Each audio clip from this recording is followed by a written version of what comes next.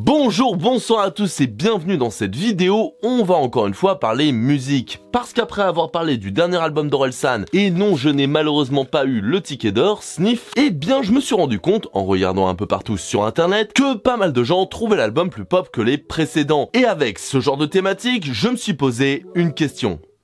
C'est quoi de la musique commerciale? Parce que quand je tape musique commerciale Wikipédia, je tombe sur une définition de la musique populaire. Et quand je tape musique commerciale définition, je ne vois pas de dico mais que des avis personnels. Personnel et souvent à charge. Du coup, voyons ensemble ce qu'est vraiment de la musique commerciale et si c'est si mauvais que ça.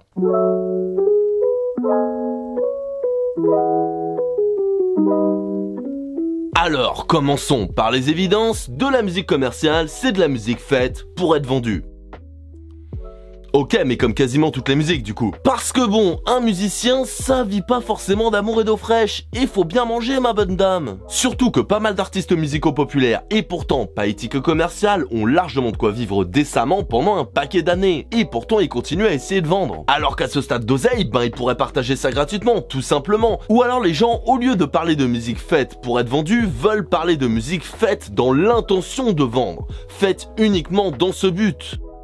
Mais même là, j'ai un peu des doutes. Parce qu'ok, pourquoi pas, un artiste uniquement motivé par le profit, ça existe sûrement. Mais même avec une grande intention de vendre et calculé pour plaire au plus grand nombre, mis à part tout ce qui est boys band ou idol créé de toutes pièces par les producteurs, ce qui est un peu à part, j'ai envie de dire, risquer une vie d'artiste, donc potentiellement précaire et instable, il faut un minimum d'amour de la musique pour ça à la base. Même si après tu fais de la musique commerciale, je vois pas un artiste être totalement aveuglé juste par le fric.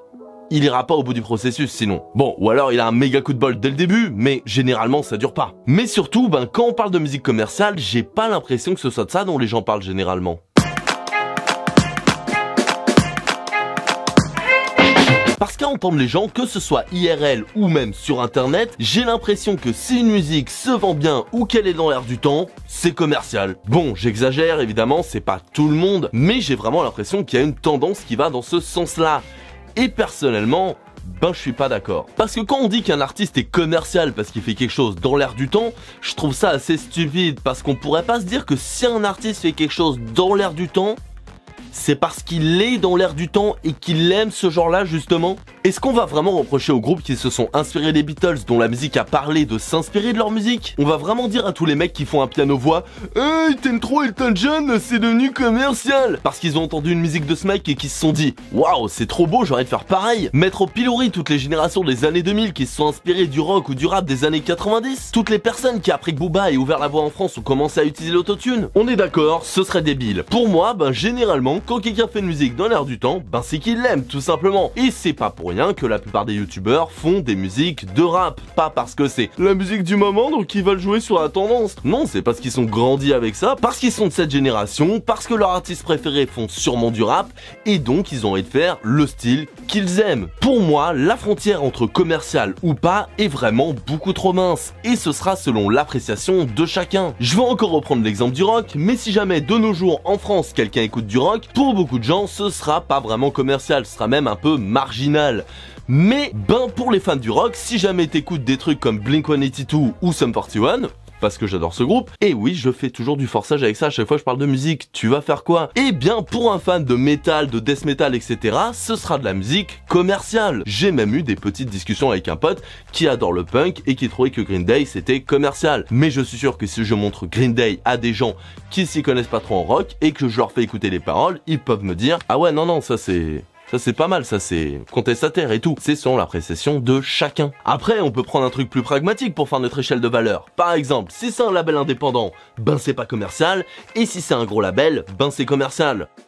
Sauf que ça marche pas non plus. Parce que de la musique indé, et je mets de gros guillemets parce qu'on est en voix off, mais comme ça vous le savez, commercial, ça existe. Et inversement, Jul, qui est pour beaucoup de la musique commerciale, parce que c'est ultra de l'air du temps, etc., c'est un rappeur indépendant depuis quelques années. Et inversement, Iron Maiden a fait pas mal de projets sous EMI, qui est un major du disque. Et tu peux en trouver plein des exemples comme ça. D'ailleurs, n'hésite pas à donner les tiens dans les commentaires, référencement, tout ça.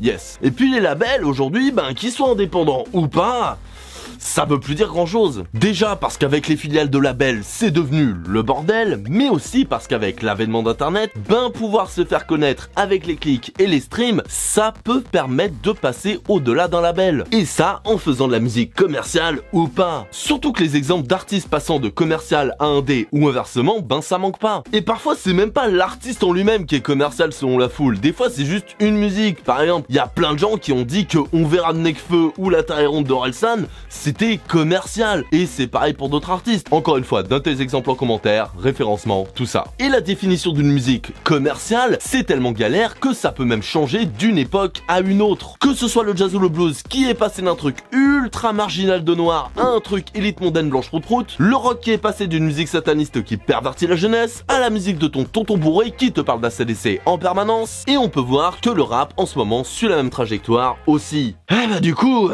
c'est le bordel.